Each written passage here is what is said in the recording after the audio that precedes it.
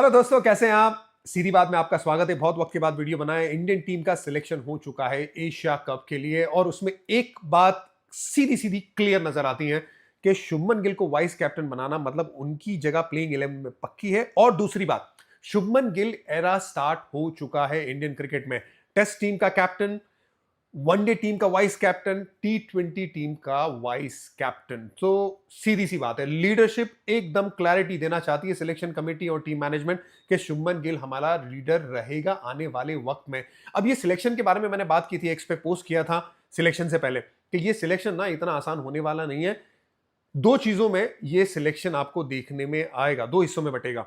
एक तो क्या आपको सही चीज करनी है, सही चीज, या फिर फ्यूचर प्लानिंग। इस दोनों के साथ आप जाएंगे या एक तरफा जाएंगे। सिलेक्टर्स ने बता दिया कि हम जरूर सही चीज भी करना चाहते हैं लेकिन साथ में फ्यूचर प्लानिंग भी है। इसी वजह से शुभमन गिल जो 2024 आई थिंक जुलाई में लास्ट खेले थे T20 टीम में, उसके बाद सीधा अभी आते हैं और उप कप्तान बन जाते हैं। इसका मतलब वो सीधा सीधा बताना चाहते हैं कि हमारी फ्यूचर प्लानिंग क्या है, क्योंकि सूर्य कुमार यादव 34 साल के अभी कप्तान है लेकिन आपको आगे भी देखना है।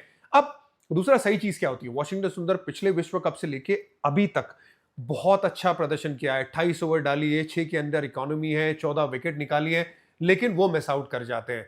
दूसरा कौन मिस आउट कर जाता है? रवि बिश्नोई। आईसीसी रैंकिंग में अभी भी वो टॉप 10 में नंबर 7 पे, वो मिस आउट कर जाते हैं। अब खैर आईपीएल उनका अच्छा रहा नहीं था, लगभग 11 का इकोनॉमी था, इस वजह से भी वो मिस आउट करके और साथ ही में वरुण चक्रवर्ती और कुलदीप यादव की तरफ गए, जो सही भी है क्योंकि वरुण चक्रवर्ती मैच विनर है। जिस तरह से जब से उन्होंने वापसी की है, अनबिलीवेबल उनके नंबर्स है। और कुलदीप यादव आपको एक जबरदस्त एंगल देते हैं और वो भी जिस तरह से उनका आईपीएल गया था, कमाल का गया था। तो वहां पे भी आपने देखा कि सही चीज करी, लेकिन साथ में जो लड़के मिस आउट कर गए ना, वॉशिंगटन सुंदर हो या फिर रवि बिश्नोई हो, मोहम्मद शमी भी वहां पे नहीं है। अब मोहम्मद शमी के साथ क्या करते हैं सिलेक्टर, ये भी देखना होगा क्योंकि क्लियर कम्युनिकेशन, एक सीनियर खिलाड़ी, एक मैच विनर, एक जबरदस्त खिलाड़ी, उसके साथ सीधा कम्युनिकेशन करना कि आगे का प्लान क्या है, ये बड़ा जरूरी रहेगा। आई एम श्योर सिलेक्टर और मैनेजमेंट वो करेगी। अब श्रेयस अय्यर, श्रेयस अय्यर का मिस आउट करना, अगर मैं श्रेयस अय्यर हूं, आई फील बैड। बुरा फील करना भी चाहिए। सब्स्टिट्यूट में भी नहीं है, जाहिर सी बात है बड़ा नाम है, सब्स्टिट्यूट में ना होना। लेकिन स्क्वाड में जब सिलेक्शन होने वाला था ना, तो मैं ये सोच रहा था कि श्रेयस अय्यर, शुभमन गिल होना ही चाहिए, दोनों में से एक कम से कम, क्योंकि आपको लीडर भी तैयार करने हैं। शुभमन गिल की तरफ गए, जाहिर सी बात है सिलेक्टर्स। लेकिन श्रेयस अय्यर लगभग पौने 200 की स्ट्राइक रेट से पूरे आईपीएल में खेला, कप्तानी कमाल की टीम को फाइनल में लेके गया, बतौर कप्तान भी, बतौर बल्लेबाज भी, मैच विनिंग कंट्रीब्यूशन। लेकिन दिलीप तिलक वर्मा वहां पे 200 बना के खेल रहा है, तो उसको बाहर बिठाना, उसको नहीं लेना, वो भी एक बहुत बड़ा इश्यू हो सकता है। दूसरा, यशस्वी जायसवाल भी नहीं है टीम में। T20 टीम में ना भाई, ये तो वर्ल्ड कप का हिस्सा तो थे, जो हम वर्ल्ड कप जीते थे लास्ट वाला, लेकिन यहां पे नहीं है क्योंकि अभिषेक शर्मा ना भाई बल्लेबाजी तो कमाल कर ही रहा है, अच्छी स्ट्राइक रेट से तो खेल ही रहा है, 100 भी बनाया इंग्लैंड के सामने, लेकिन गेंदबाजी भी कर लेता है, तो वहां पे वो मिस आउट कर गए। अब यही बात आ जाएगी ना कि आप प्लेइंग कॉम्बिनेशन, जो प्लेइंग 11 है ना, वो भी चेंज हो जाएगी। तो सिलेक्शन बिल्कुल भी, मैं अगर सिलेक्टर हूं तो मेरे लिए भी आसान नहीं होता, बहुत मुश्किल सिलेक्टर होता। और ये ऐसा सिलेक्शन है ना, कोई भी खुश नहीं होगा। जो लड़के सिलेक्ट नहीं हुए वो खुश नहीं, क्योंकि इतने सारे प्लेयर है, इतने बढ़िया प्रदर्शन कर रहे हैं और कोई ना कोई तो मिस आउट कर जाएगा मेरे हिसाब से। जाहिर सी बात है, अगर मैं श्रेयस अय्यर हूं, मैं बिल्कुल निराश होऊंगा। मैं यशस्वी जायसवाल हूं, मैं बिल्कुल निराश होऊंगा। मैं रियान पराग हूं, क्योंकि मेरे पास वो एबिलिटी है ना गेंदबाजी करने की भी, मैं निराश होऊंगा। अब वॉशिंगटन सुंदर हूं, मैं भी निराश होऊंगा जरूर। तो इतने अच्छे अच्छे लड़के जो मिस आउट कर गए, I think it's little hard as well on those players. But 15 का ही आप स्क्वाड बना सकते हैं, ज्यादा का स्क्वाड बनाएंगे आपके लिए मुश्किल होगी, टीम चलाना भी इतना आसान होता नहीं है। लेकिन एक क्लैरिटी के साथ इंडियन टीम आगे बढ़ रही है, जिसमें क्लैरिटी ये है कि सूर्य कुमार यादव हमारे अभी कप्तान है, लेकिन अक्षर पटेल वाइस कैप्टन नहीं है, शुभमन गिल वाइस कैप्टन है। जरूर अक्षर पटेल फील करेंगे, यार मैंने तो कुछ गलत किया नहीं, अच्छा प्रदर्शन कर रहा हूं, लेकिन अब मेरी उप कप्तानी छीनी गई है। पर एक सोच की तरफ आगे बढ़ रही है इंडियन टीम। ओवरऑल 3 ऑलराउंडर है, अक्षर पटेल, हार्दिक पांड्या और शिवम दुबे। 3 फास्ट बॉलर है मेन, अगर हार्दिक को मिलाए तो चौथा। जिसमें जसप्रीत बुमराह, अर्शदीप नंबर 1, नंबर 2 और फिर हर्षित राणा। हर्षित राणा का स्लोअर रन अच्छा है, दुबई में काम आ सकता है, उसका डिप होता है स्लोअर रन, सो वो बढ़िया है।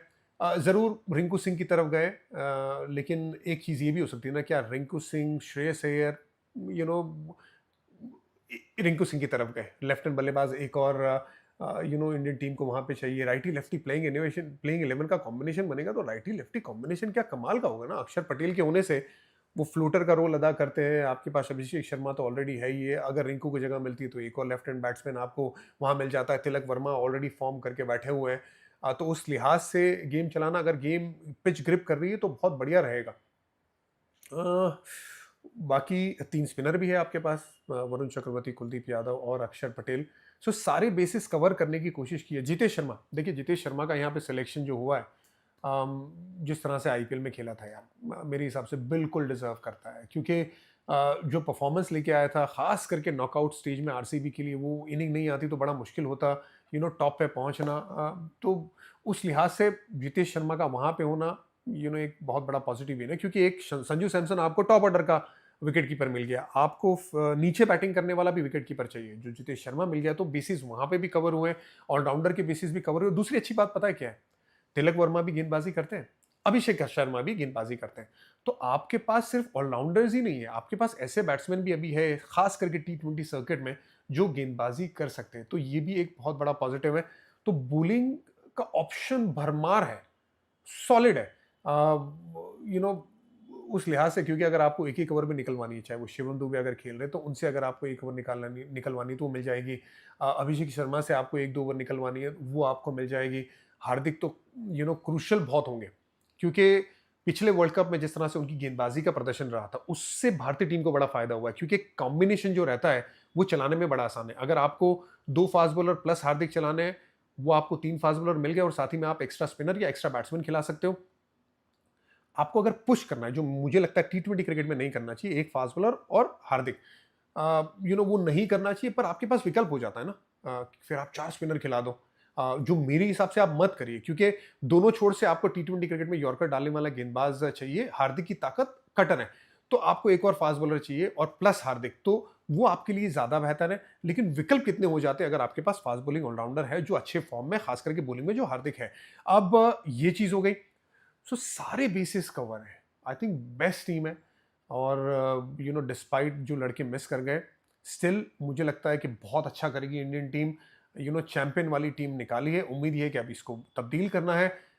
सबसे बड़ी बात रहेगी शुभमन गिल, जो ये अंदाज बदला है ना इंडियन टीम ने, जो स्ट्राइक रेट है, सभी 150 के ऊपर के स्ट्राइक रेट से भागते। शुभमन गिल का स्ट्राइक रेट थोड़ा सा, अगर आप इंटरनेशनल में नजर डालेंगे तो नीचे की तरफ है, तो अगर वो स्ट्राइक रेट बढ़ाएंगे, उस अंदाज से खेलेंगे, उनके ऊपर वो जिम्मेदारी आएगी। तो अपने आप को किस तरह से ढालते इस फॉर्मेट में, ये देखना जरूर है। अहमदाबाद में रेगुलर बैटिंग करना T20 क्रिकेट में अच्छे स्ट्राइक रेट के साथ, और बाकी पिचेस पे जहां पे थोड़ी स्लो होती है उसमें एडजस्ट करना, ये एक चैलेंज रहेगा शुभमन गिल का, जिसके लिए मैं बहुत आतुर हूं कि किस तरह से अपने आप को ढालते हैं। ओवरऑल ये सिलेक्शन के टेकअवेज थे। आप लोगों को क्या लगा इस सिलेक्शन में, बताइएगा जरूर। एक्साइटिंग टाइम है, wishing all the players all the luck, and new Shubman Gill era has started, इसमें कोई दो राय नहीं है।